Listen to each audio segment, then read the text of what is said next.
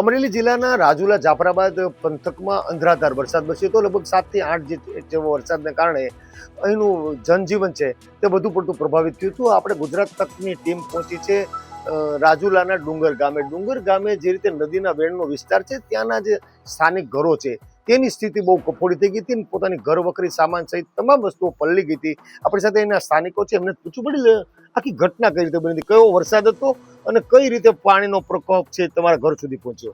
રાતનો વરસાદ એક ધારો ચાલુ હતો ને સવારે 5 વાગ્યાથી પાણીનો વધારો ચાલુ થઈ ગયો.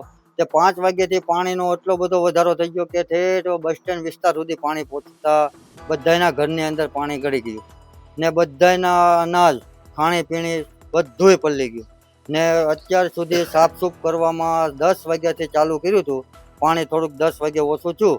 10 વાગ્યાથી પાણીની અંદર મકાનની અંદર સફાઈ કરતા હજી સાફસૂફ કરે છે, પણ લેકે હવારથી એવો નાસ્તાનો કે કોઈ બપોરે જમવાનો બને એવી કોઈ પોઝિશન છે નહીં. ઘરની અંદર તમામ અંદર પલળી ગઈ છે વસ્તુ, અનાજ, ગોદડા, ચેટી, ગાડલા, કબાટ બધી વસ્તુ પલળી ગઈ છે. ઘરની અંદર ગોઠણે પાણી હોય એની છતાં કાંઈ પણ આપણે તે અંદર ઘરમાં ગળાય નહીં ને ઘરની અંદર ગળીએ તો ગારાની કિસ્કાન નદીને કારણે અંદરથી માટી બહુ આવે.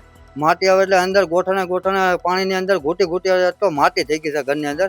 તો સાફસૂફ કરવામાં ઓછામાં ઓછા 2 દિવસ તો વ્યાજ આવે, કેમ કે બધાના ઘરની અંદર 15 ઘર છે અમારા, બધાના ઘરની અંદર એટલું જ પાણી ને એને કારણે હર વર્ષે એકવાર નથી, હર વર્ષે આ જ પોઝિશન અમારી છે. દર ચોમાસામાં આવી સ્થિતિ દર ચોમાસાની અંદર આ જ પોઝિશન છે. એની અંદર કોઈ સરકાર કે કોઈ પંચાયત કોઈ ધ્યાન દેતું નથી ને આ ધક્કો 2 થી 3 ઘરો મંજૂર કરવા માટે અહીંથી આ ધૂળ ગાંધીનગર સુધી લઈ ગયા છે. JCB થી અહીંથી માટી કાઢી હતી, માટી કાઢીને ગાંધીનગર લેબોરેટરી કરવા મોકલી છે. છતાંય હજી કોઈ જાતનો કોઈ ધક્કાનો કે કોઈ સમાચાર કે કોઈ પંચાયત કે સરકાર આ વિસ્તારમાં કોઈ જોવા આવતી નથી. આપણી સાથે એના સ્થાનિક મહિલા પણ છે, એમને પૂછી બેન આ સ્થિતિ કેટલા ટાઈમથી આ રીતની છે? ચાલુ જ છે. હું જેદુની લગ્ન કરીને આવીને તેદુની રોજ માટે જ્યારે ચોમાસું હોય ત્યારે આવું થાય. અમારે આવું બસ ઘર પલ્લી જાય, અનાજ પલ્લી જાય, દાણા પલ્લી જાય કે ઘર વકરી પડી જાય, કપડા પલ્લી જાય, જમવાનું બધું છોકરાનું હોય, સવારે નાસ્તો ન મળે, બપોર જમવાનું ન મળે.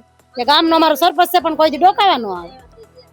સરકાર તો વિકાસની વાતો કરે છે, તમે કીધું સરકાર વિકાસ કરે તો આ બધું થાય છે કેમ? તો કેમ ધક્કો નથી બંધાવતા ને આમને કેમ બધું દર વર્ષે તૈયાર રાખે? તો ત્યારે કોઈ સરકાર કે સરપંચ કોઈ જોવા નથી આવતા.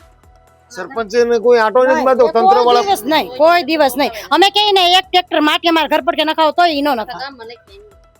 આપણે તો અહીંયા મહિલા છે એને પૂછ્યું બેન શું સ્થિતિ છે આખી આ વિસ્તારની? આવી રીતે છે, આ તકલીફ છે.